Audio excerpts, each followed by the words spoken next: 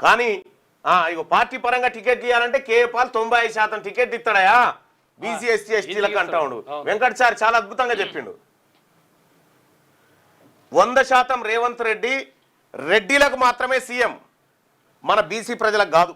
అరే మన బిడ్డలకు స్కాలర్షిప్లు ఫీజు రియంబర్స్మెంట్ 6,000 కోట్ల రూపాయలు పెండింగ్ ఉంటే ఒక్క అనా పైస ఇస్తలేడాయా, ఒక్క అనా పైస ఇస్తలేడు.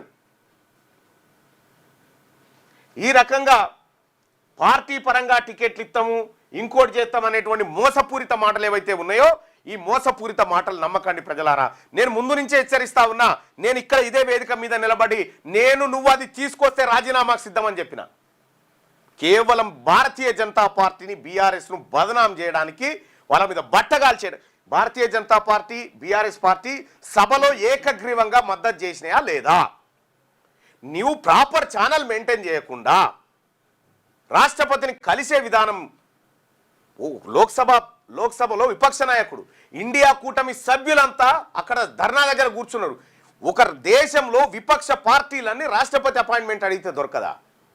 పెద్ద విషయమే కాదు. పెద్ద విషయమా ఇది? ఎందుకు ఈ మోసం, ఎందుకు ఈ నయవంచన?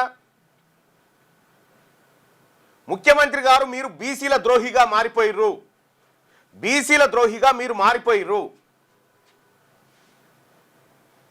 మీరు కేవలం ఇటు బీసీల లొల్లైతా ఉంటుంది, అటు రెడ్డిలకు ఆఫర్ లెటర్లు ఇస్తూ ఉంటాడు.